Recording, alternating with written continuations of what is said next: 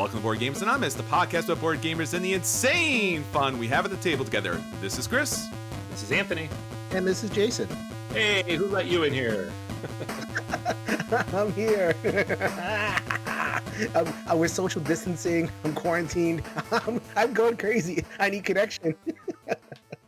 Help me connect with the board gaming universe, guys. I need it. That's what we're here for. We're dragging you out, man. Get away from the kids. Oh, this is so much better. Thank you, guys. As you hear, we are joined by our friend Jason from Every Night's Game Night, and this is episode 267, our friend's favorite games. Jason Perez talking about Pandemic. Oh, it's more than something that's destroying the earth. It's a game? Oh, man. Okay. I saw that movie. I guess it ended well, but a lot of stuff got destroyed. It's not... Board games coming to life is never good. So this is not a discussion about COVID. I see Pandemic and Jason on the episode, so I thought that was what this was going to be. But clearly, board game related. There is some sort of cardboard version of what we're going through, Jason? Yes. Since 2008, I got into Pandemic in like 2012. 2013, somewhere around there, and I have not looked back. It is my favorite game. It is my favorite game forever. If you follow my content on Every Night is Game Night, you will know I have a podcast that is a sister of Board Gamers Anonymous. Thank you very much, Anthony, for doing the hosting and being all cool. And so, yeah, we do, a lot of stuff. The games that I like, solo, cooperative, and Pandemic. Whenever I could talk about a new Pandemic version or Pandemic just kind of as a concept, I did a video, top 10 Pandemic games. Yes, there are 10 of them, Chris. 10 very different Pandemic games. Seriously, Jason, if you could Jumanji this and end one of those 10 games that you have open, maybe we can kind of move on. Yeah. Yes. You know what? I was actually watching your video for that the other day, and it's pretty good. So good job. Well, thank you.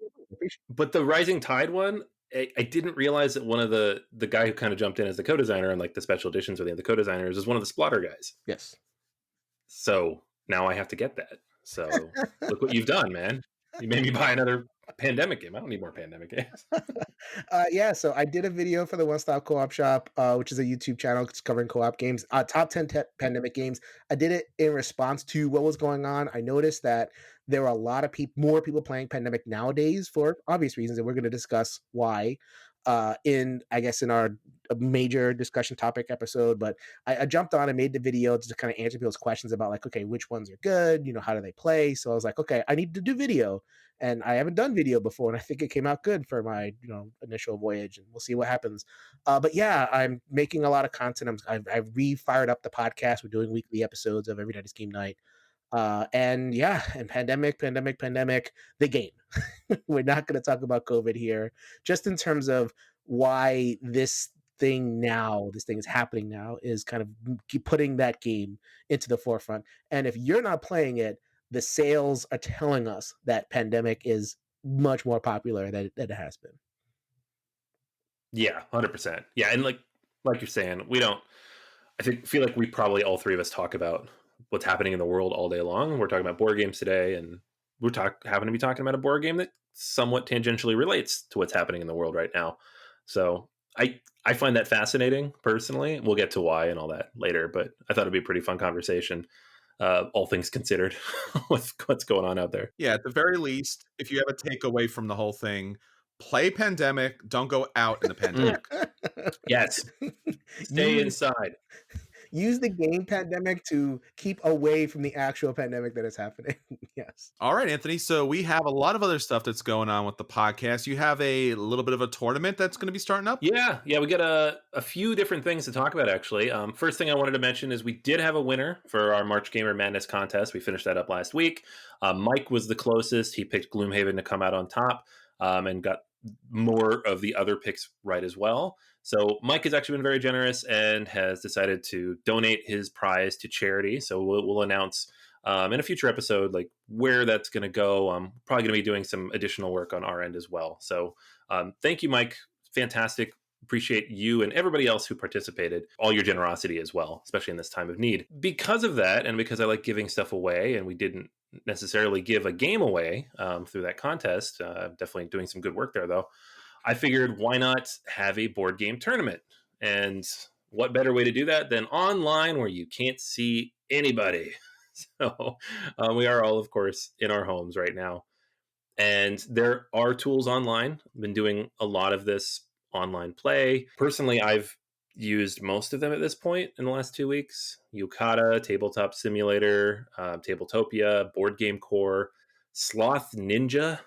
Didn't know that was a thing, but played on there now. But the one I've used the most is Board Game Arena, which is probably the better implementation of games that'll actually run the rules for you and has some nice premium features, some cool statistics at the end. And they have a tournament feature. So I'm going to be setting up a tournament, BGA's BGA tournament, and we're going to be playing through Tokaido.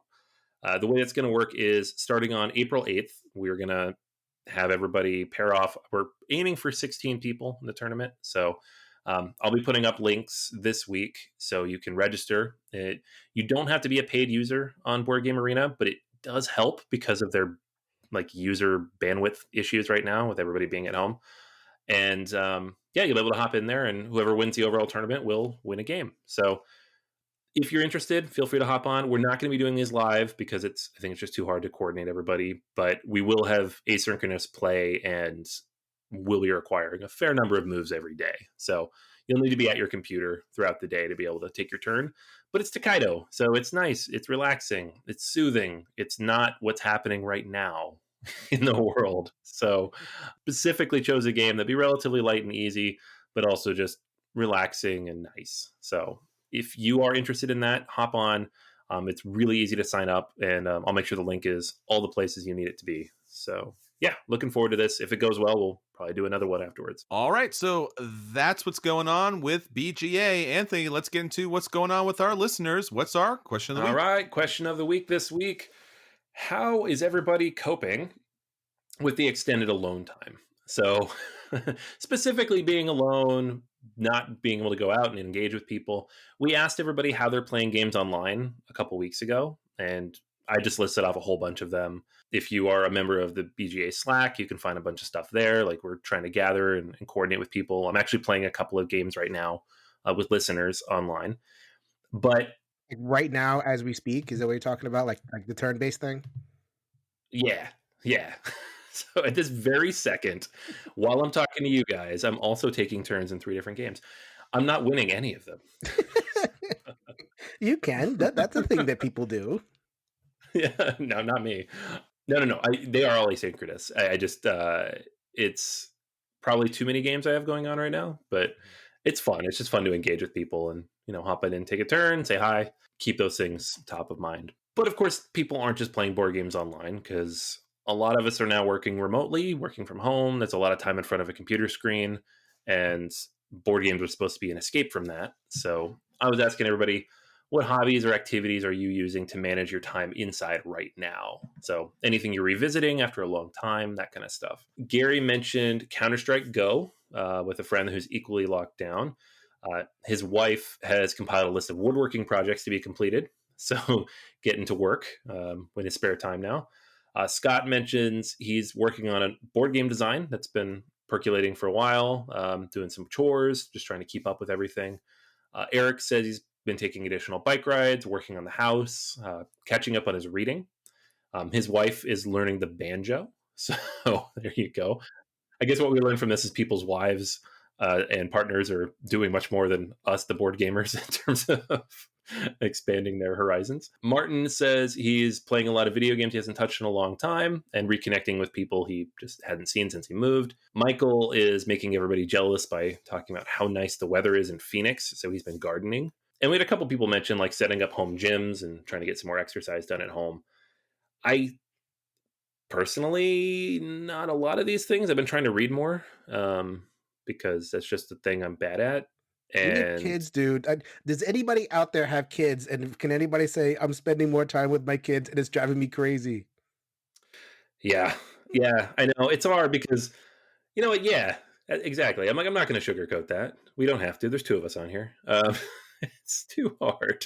It's so hard. It's childcare. Oh my God. Yeah. So if you have kids and you're all stuck at home together, you know what's going on. If you're older, you're trying to figure out how to keep them learning. If they're younger, you're just trying to stay alive. So I've got one of each. I know you have both younger. So Yeah. God bless, man. So, Yeah, that's what I get for waiting until I was like 38 to have a kid. Don't do that, guys. If you're 20 out there, just get him out of the way. And then there's plenty of time now, so people aren't mentioning how that we're gonna have like a big baby boom in December. yeah, we are. I Yeah. know, right? Crazy. Talk about the healthcare system kind of blowing up. That's definitely going to be a thing We're that's gonna going to be hit capacity in happening. December. All these pregnancies. Oh man. Oh, what about I'm working at home for the first time. I work at a college, so I'm working with a lot of students that obviously are dealing with the challenges of the world kind of going upside down, but also trying to figure out where their future might be when this all kind of wraps up. So it's definitely a challenging experience for a lot of people out there. And what I've been trying to do in my free time is trying to, again, I think what Anthony mentioned earlier about reconnecting with people that you don't talk to a lot. I think in particular, we all have those online people on Facebook that, they're a friend. I did a thing. We played a game together. And then you don't really talk to them ever again, other than the occasional Facebook happy birthday. So I guess that's been the majority of my time. Online board gaming, of course, BGA, the arena, board game arena, not Board Gamers Anonymous.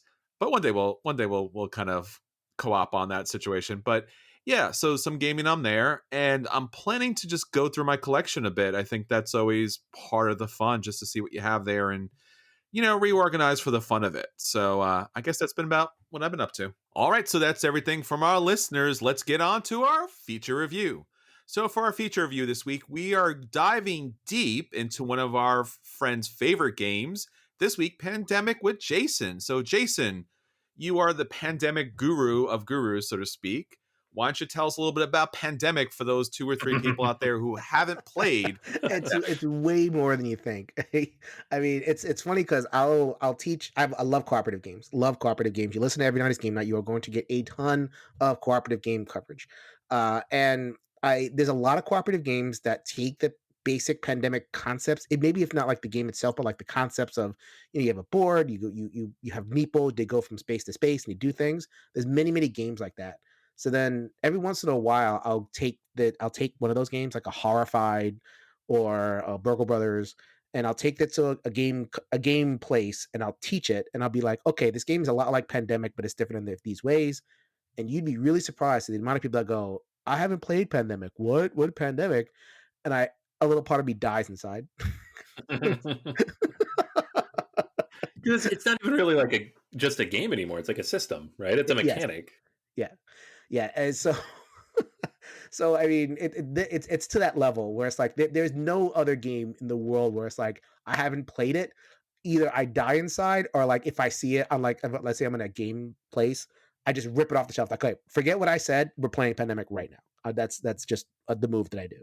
So I don't know. Like, where do I start? I mean, I've been playing Pandemic for a long time. It's like I feel like it's the ultimate cooperative game. It's the ultimate solo game. The big criticism that people have is that it's basically a solo game. You get that one person that kind of boss you around, and we could talk about that in a little bit because I have some feelings about that. But just kind of, I mean,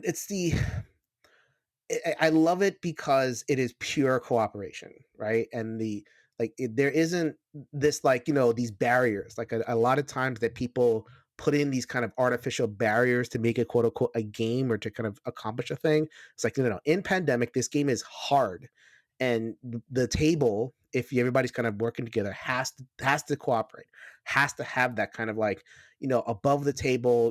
What are you seeing? What am I seeing? And when it's good, everybody's contributing and everybody's on the same page, and you're doing your thing. And so like that's the above the table that I love. And then at the table it's a puzzle, and I love puzzles, and it's a movement puzzle, and the different Pandemic variants kind of change up the puzzle, change up the elements, but they retain that basic sense of movement puzzle. So it's like I have to go here, I need to meet you here so that we can trade this card. I want to do this, I want to accomplish, there's cubes and like there's disease ravaging all over the place. I have to take care of this. But if I go there, then I'm out of position and I can't make a cure, which is kind of how the long term goal of the game. So there's so many little just like pushes and pulls, and just like mechanical opportunities to cooperate, and just I mean, how much longer do you want me to go on? I can go on a long time about why I love this game so much, just from a mechanical perspective. So you're gonna have to stop me. Just hose me down, Chris.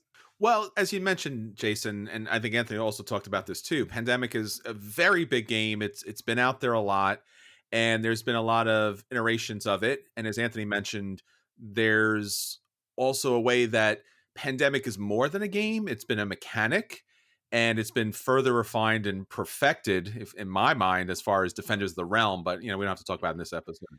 So, You okay? but We could save it towards the end because I don't want to derail this thing. But you are nuts if you think that you are NVTS nuts if you think that the Defenders of the Realm perfects anything. Good God! Sure it does. Sure it does. But we don't have time for that. So you were mentioning Pandemic. So obviously it's a board game about dealing with a global pandemic that's spreading throughout the board using cubes to kind of uh show where the virus is spreading and overflows, not just one virus but multiple viruses. And there's a card mechanic that basically sets up where the virus populates and how it spreads and how it overwhelms, and you're basically trying to fight that deck throughout the whole game.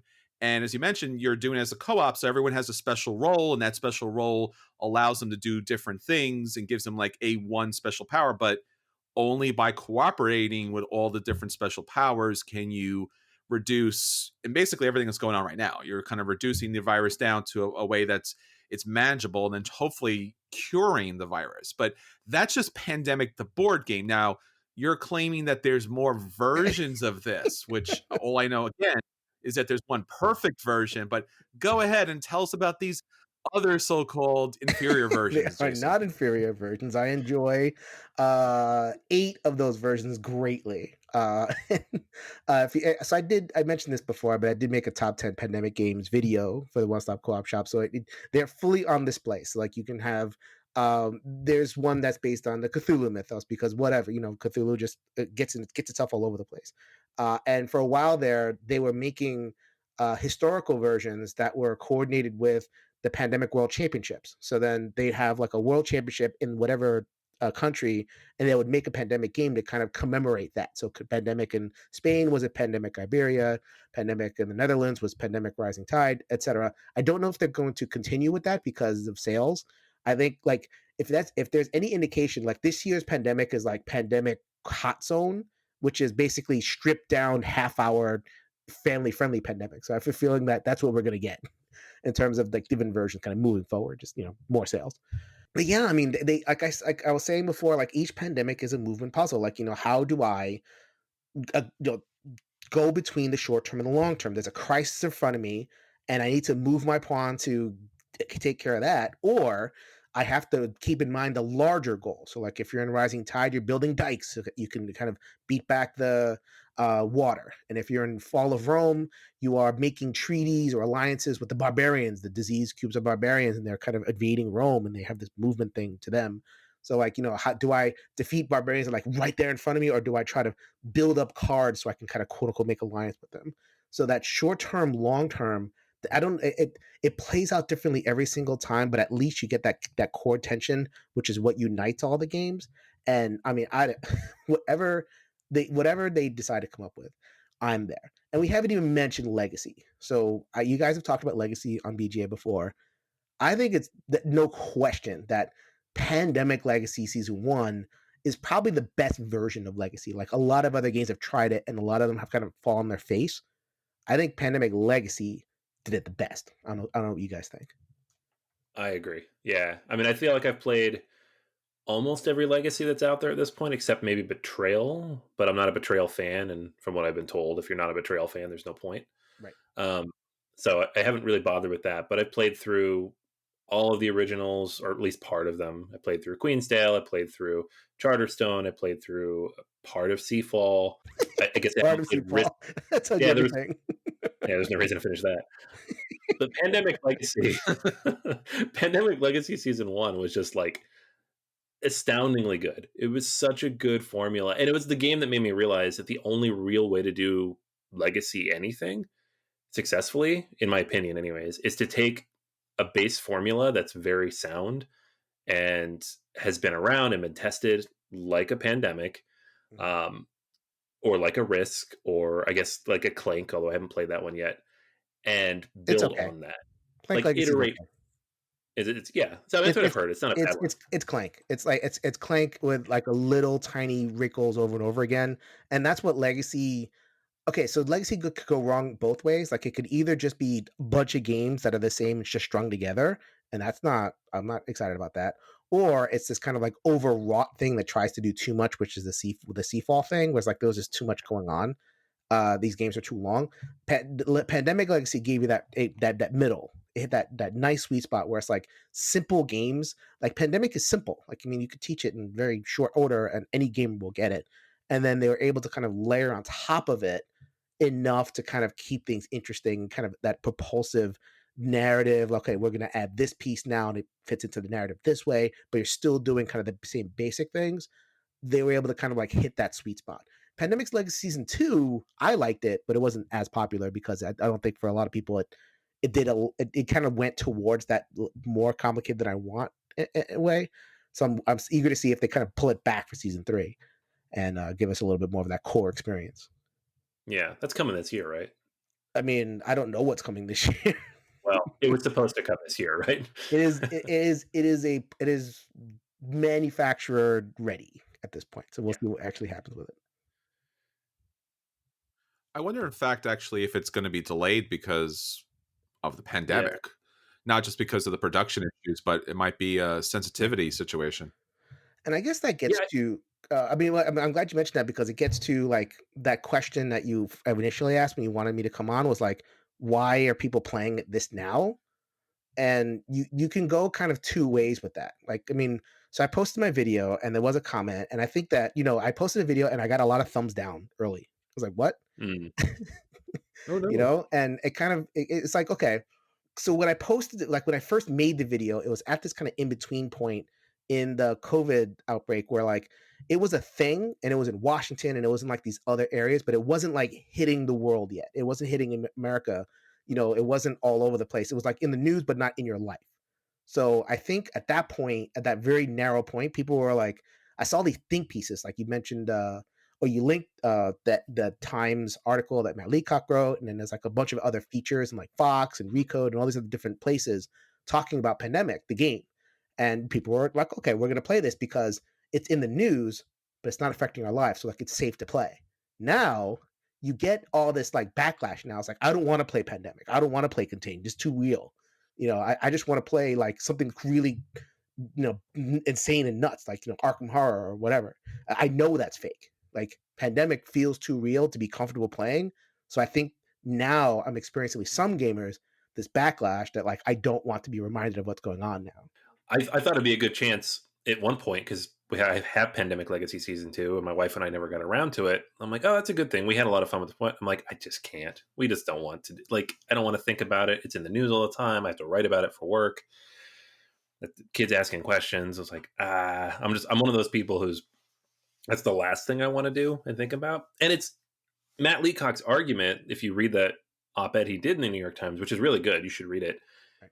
Is that the game isn't about the pandemic, it's about the people coming together to fight it, right? Which is, of course, what it's about. It's a cooperative game. You're trying to beat it, which is an uplifting message. It's just you also lose most of the time. So I don't know how uplifting it is when you're losing that game all the time, and we're facing it now and not sure if we're, I'm sure we'll not going to lose like in the way you lose in pandemic, but it's, at times a little depressing. So yeah, it's a tough one for me.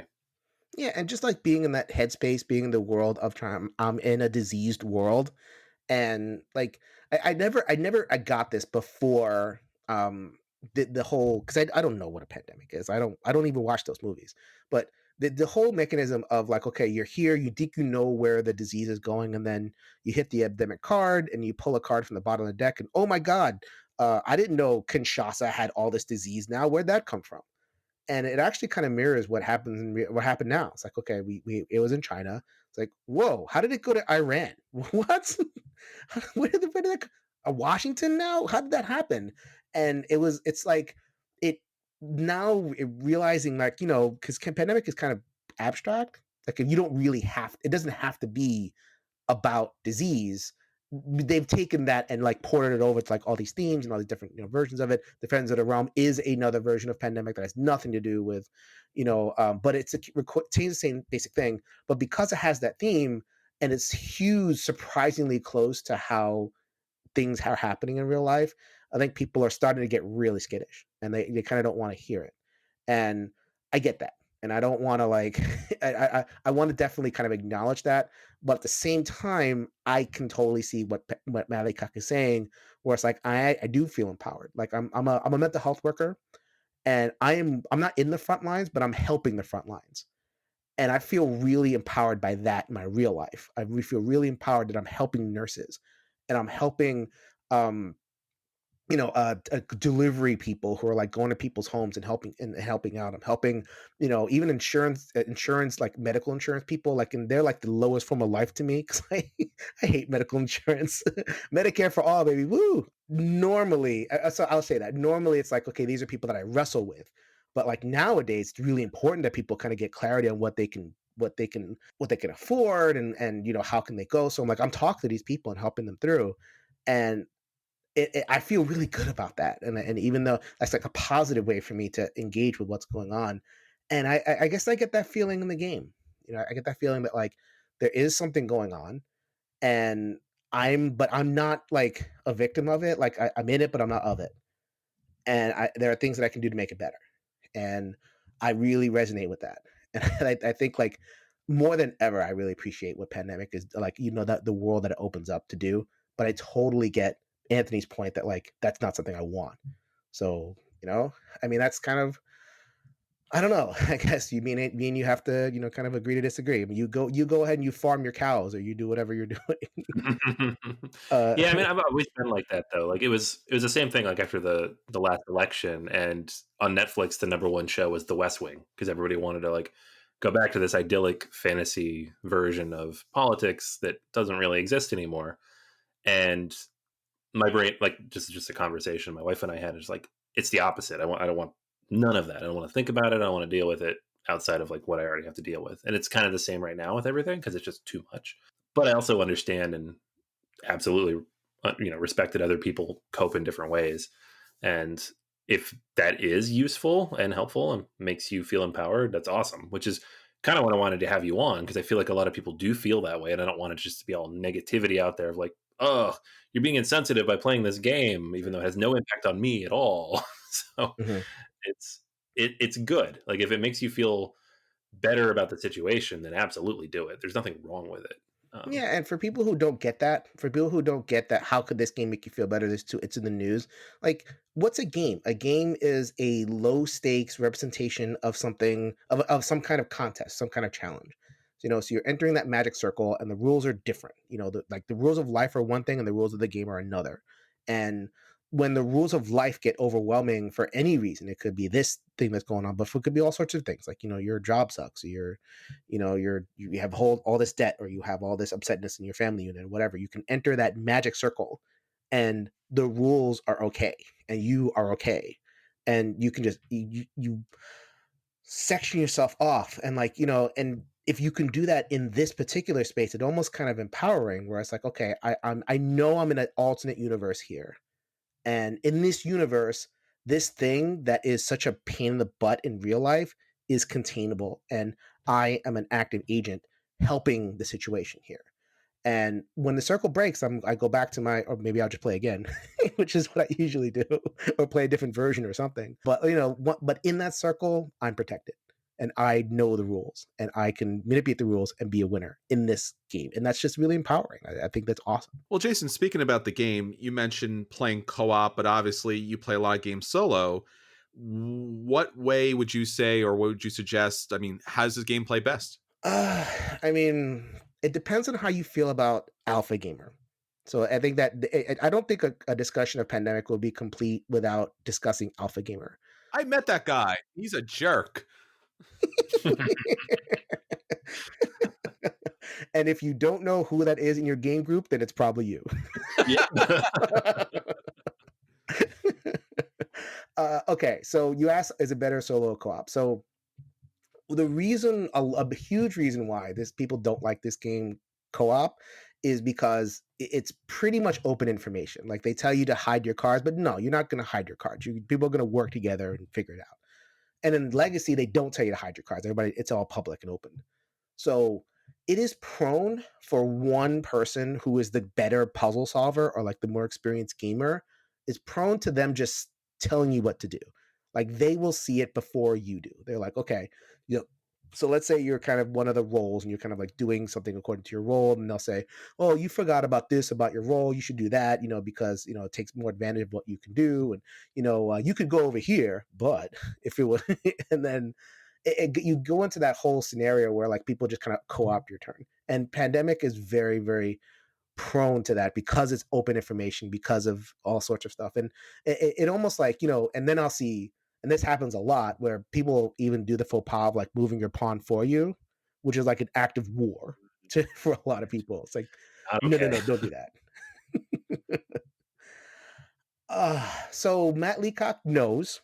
It's not like he's ignorant to this reality, and he says that it's not a problem. It's a gamer problem, not a game problem. And so he like, because people say, okay, Pandemic is open to alpha gamer, and he'll say, well, just don't be a jerk. Like if you can see the move, Uh, then shut your trap and let the wow. game play out. And he wouldn't say, he's such a nice guy. He would never say it that way, but there's definitely like you hear him kind of respond to that question. He's done it many, many times. There's definitely an edge of like, you know what? just it's a behavior, correct your behavior and you'll be fine, and I'm not going to change my game for that sake.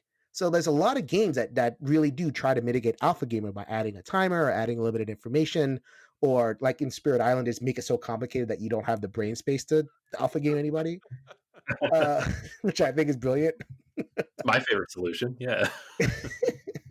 So then I don't know, like, what do you like? That's his response to that, and I buy it on some level, and I say why in a second. But what do you guys think about that response to the alpha gamer problem? My issue generally with any board game, not just Pandemic, is that when a designer says that it's group dependent, I want to know who this group is and I want to play with them all the time, because how is there this magical group that can play the game perfectly and it's not the game's fault? I think when you build a game, if you build a game to be played with multiple people, there should be something about the game that each person can contribute. When you play Pandemic, it's it's everything is in that deck. That deck's going to either kill you or you're going to win. Sometimes you have zero control over that. And if you don't, or as you're playing the game, it's a formula. There is always a best spot or one or two situations. So, of course, you need to do X, Y, and Z. And if you leave it up to one person and they don't do X, Y, and Z, then you're going to lose because the game has a one track mind. When you're playing with multiple people in a different type of game, you can try and do different things and build your own strategies, build your own paths, even cooperate like you do, like say for Fire Rescue or even Spirit Island, where you could do a couple of things. You do want to coordinate, but you could still do your own things. I just think Pandemic's a little unforgiving. It's not a bad thing, but it's still a game thing. I don't think it's a group specific thing. Yeah, I would agree with that to some degree. I mean, I think certainly you get stuck in situations where you're playing with people who don't fit into that perfect group mold, but maybe it's just not the right game to play with those people. It's hard. I mean, where's the balance between there's the game responsibility, there's the group responsibility, there's the person selecting the game responsibility, how much you know the people you're going to play with. So I guess I would agree on both counts. It's kind of a more of a spectrum though than it is like any one specific thing that needs to be better. I will say I have played Pandemic in situations that it was very not fun because of this problem. And I've played Pandemic in other situations where we had a blast and we were hooting and hollering because people understood the boundaries and worked together in the way they need to.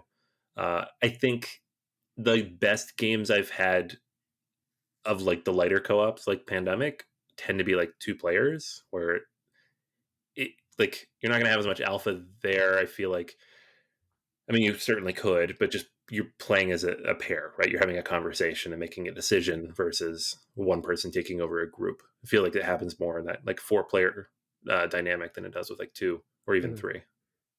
mhm. Okay, so I'm going to respectfully disagree. I'm in complete agreement with Matt Leacock. I think it is. Well, you should because it's your favorite game. I totally get that. Yes, yes. Okay, and I'll tell you why. So I think there are many, many ways that gamers can make games unfun. So I'll use that. I'll use a competitive game example. So in competitive gaming, there's a concept called king making where let's say you're playing a big four-player game and you're losing. You are clearly losing. It is not you are that is you're done. You might as well just go grab a sandwich. But because of the game dynamic, you have to be there. So let's say you're playing a game like diplomacy. Something big and angry and a risk, that you definitely comes up in like the big area control games, but it happens in kind of every game competitive where you're going to lose. You just know it and you're going to be there for another 45 minutes. So it's like, you know what? I might as well because of group dynamic, like, okay, my husband is playing. I'm going to just, give my stuff to him or like enable his victory. Like I will attack his enemy and let him win. And people just get rightly mad at that. It's like, okay, because you're married, and that's why I can't win this game. and people get all mad at that. So I think we have had much, much more practice as a gamer culture, kind of calling that out and being like, no, no, no, don't do that. And I think at this point, there are fewer and fewer groups that engage in that behavior because it's been learned that that's not cool. So we've been playing competitive games for a century. We've been playing games for a competitive games for a very, very long time. But we have not been playing cooperative games for that long. I mean, Pandemic came out in 2008, and then the first cooperative game, like which was Lord of the Rings Confrontation, I think, or something like that, came out shortly before that. And so I still think that I still think there's time to kind of for the gamer community to learn that alpha gaming is not cool. And the more it's called out, so like call people out, don't be afraid. It's like, okay, look, you're alpha gaming right now. Stop that. And the more that it becomes a thing that to not do, the more that the more it won't be a problem. And the reason I kind of say it that way is because I see these games that are like, I don't want my game to be alpha gamerable, and they do all this kind of monkeying around them with the mechanics with the express purpose I don't want people to alpha game this game, and it makes the game worse. It makes the game more fiddly, more complicated. Like Max vs Minions, as an example, had like when you're setting it's a programming game, so you're setting your thing. It has a timer. Why is the timer in there? Because I didn't want people alpha gaming. Is there any other reason why the timer's there? No. Like no, no, get it out and make the game simpler and more fun. Don't give me these mechanisms that are just there to correct a problem that a gamer community can correct. Just give it enough time and enough kind of prompting the right way. So Pandemic is simple, and I love that Pandemic is simple. We said Pandemic Legacy was good because it's a simple engine and they built on top of it. I don't want that to be more complicated just to solve a problem that groups can solve just given time. I hope that makes sense. And as far as what would your favorite Pandemic be? Well, you got to watch my video. No, no, All no, right, no. all right. Fine. If you don't want to answer that, what game? Like, let's say somebody's listening and they're like, "I've heard of Pandemic, I've never played it, or I played it once, I didn't like it." Which one would you recommend they give a shot first? I mean, the answer to both is the same. Like just basic Pandemic. I love just basic, clean, vanilla. I mean, I think people kind of rebel against it. They'll say Iberia because of it's a like basic Pandemic, but it has more beautiful components and it has this vibe to it that's really cool. Like I will say, just play basic Pandemic and no expansions. Just like it's such a for a new gamer, I still have fun just years and years down the line. I still have fun just playing basic Pandemic, especially with a new group. With an advanced group, then I'm still playing basic Pandemic, but with some of the expansions.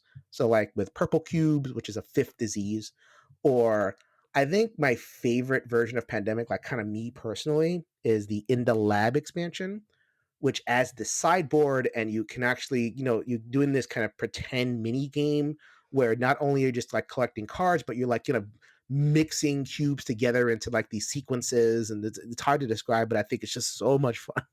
I love In the Lab Pandemic.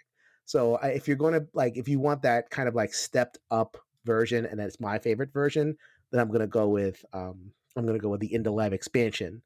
Pandemic the Cure, which is the dice game, is a really great entry point. If you don't want that bigger board, then Pandemic the Cure is a very, very underrated dice game. And I think it gives you enough pandemic flavor that I still play it. So if you really want something in terms of an entry point, then I would recommend Pandemic the Cure. All right, so I have defended Pandemic. I've talked about Alpha Gamer and how I don't think it's a genuine problem. I've talked about what I love about it and why it's acceptable to play now. On and on and on. But you, sir, threw a little bomb in there, and I'm gonna need you to answer for this. So you took a what is that 5 6 year old game and just besmirched Pandemic and said that this new game is better. So I'm gonna have you answer for that, sir. Well, you mentioned defend and you Yes. mentioned alpha gamer, so right there, I think I got my initial thesis here, which is Defenders of the Realm came out, I think, back in 2010, and when I got into the hobby, I kind of grew up with a lot of Dungeons and Dragons and a lot of the fantasy, high fantasy kind of themes going around there.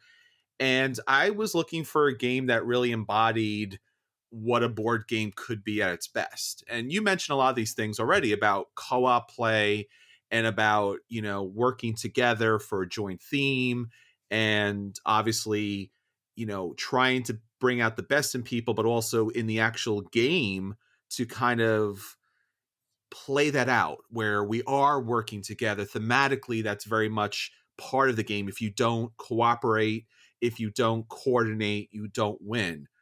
The problem always had been with Pandemic that the alpha gamer was a problem, but also sometimes sadly was a solution, because again, there was always a solution or a seemable solution to the deck, because the deck decided whether you would win or lose. And sometimes the deck was already, by fate, just put together in such a way that you couldn't win that game. I mean, it was like solitaire in a way where it was just kind of pre written. Defenders of the Realm allows you to play an individual character that has its own set of special abilities, not just one ability, but multiple abilities. And then throughout the game, you can pick up additional abilities.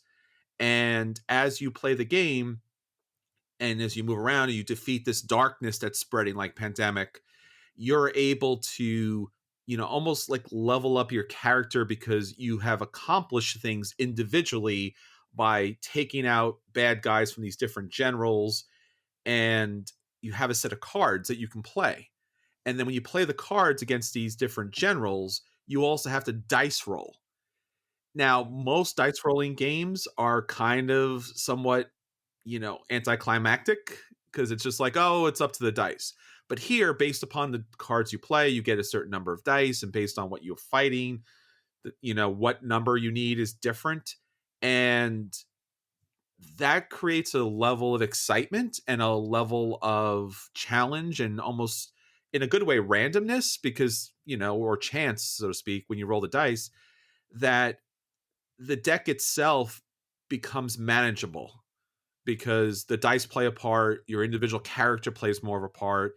And the alpha gamer really isn't a situation in Defenders of the Realm, because there is so many different things to do that you do have to do them on your own, and you do accomplish things on your own. So Mhm. it becomes one of those games where it's a co-op, but you are playing your own game. Right. Okay.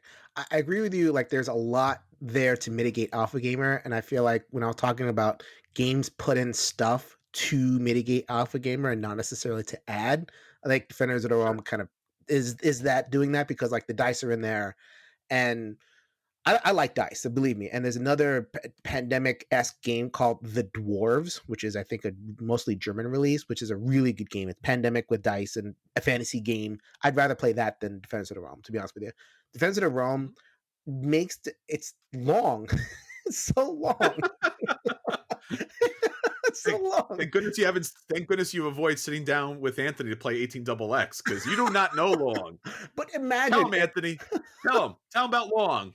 He thinks he Yeah, knows long. yeah, yeah. Anthony. Okay, listen. So Anthony, you will know this more than anybody. So if you play a game for 2+ hours, right? And you at the end of that entire game, your entire experience comes down to a dice roll. And if you miss that dice roll, you will lose the game. How would you feel, my Euro friend? Yeah, that would suck. But counterpoint, two counterpoints. One, 2 hours isn't that long for any game. Kill me, kill me. Come on. I mean, 2 hours. Come on. Two, one of my favorite gaming memories is actually playing Defenders of the Realm, and I'm not picking one of these or the other because I don't think I particularly care. I think they're both fine. So, but one of my favorite gaming memories is playing Defenders of the Realm, getting to the end of that 2 hours and having the dice roll matter, like me throwing the dice and it hitting, and then everybody just erupting out of their chairs and slapping each other on the back. Granted, if we hadn't hit that, that would have sucked, but we did, and it was awesome. I mean, Okay, look, Jason, isn't it true that the deck can be built just again by random chance in a way that you can't win the game? yes. Yeah, like Okay. you think about like a legacy, like you because this happened. I think it's every person who's played Legacy has this story of Yeah. one playthrough because you play like 12 times, so like the odds of this will happen, where Sure. the infection deck you'll get like a bunch of cards come out, a bunch of disease happens. First pull of the player card epidemic, and then all three cities that have lots of cubes just like come back up again, boom, boom, boom, and yes, and that really sucks. And then you have to put your stickers on the board, you ruin those cities, and then you kind of play again. And the game but that happened to us in our game, and we were able to kind of overcome that. We did pretty well overall. So that happens early, you know and you can reset. In Defense of the Realm, it happens late after you've built up all that stuff, and there's nothing really you can do about it. I think that the game again, it comes down to the deck of cards determining your what you're doing. You react to the deck. Whereas Defend the Realm, you do also have to react because it is utilizing the pandemic mechanic, but you can build a strategy of who you're going to hit, how you're going to hit them. You can decide, you can risk it. You can build up your characters with special abilities and additional cards. You can build up the landscape, obviously, to be able to do additional things. It's got a multitude of expansions like Pandemic does, not base sets, but a number of different mini expansions that go along with the game. But I guess in the end, it comes down to when you play a board game, a lot of it is the illusion of control. When Right. we were just talking about 18 double X, a lot of times you play some of those games and you might actually be out of the game and still have another 3 or 4 hours to go, or a splatter game's the same way, or even an abstract like maybe like chess where you're stuck in a certain situation and they just got you beat and you have to play the game out. Right. So for me, playing with the dice as an additional mechanic to give you a chance, at least it's in your hands. Now obviously the dice rolls is, you have the illusion of having a power to do something, but it does have those moments where you feel like you're participating. Whereas something like you said, Pandemic, you flip a card and like, oh, we're screwed. Oh, that's done. Oh, and we're done. And like I think we were mentioning before, like there's those personal quests that you can do. Yeah. So there's a reward, and I'll give defenders this. There's a reward for like because you could do your side quest, and they could have nothing to Yeah. do with anything, and Yep. nobody can boss you into that because it's your side quest. If you decide you want to do it, then no one better stop you. And if you do that, and then you kind of get the reward, and it helps mitigate the role that you need to make, that's very satisfying and that's very challenging. I just feel like it takes a long time to get there. It's number Yeah. one. I Yeah. Yeah, I'll give you that as far as like length is concerned. If you're looking for a co-op game that, especially new players, the alpha gamer problem, we've been complaining about it, but there is some good to it where any one of us could sit down with a new group of players and walk them through the decisions that they have to make. So an alpha gamer is not always the worst thing in the world. Sometimes it's a good teacher that can walk you through the situation. Right.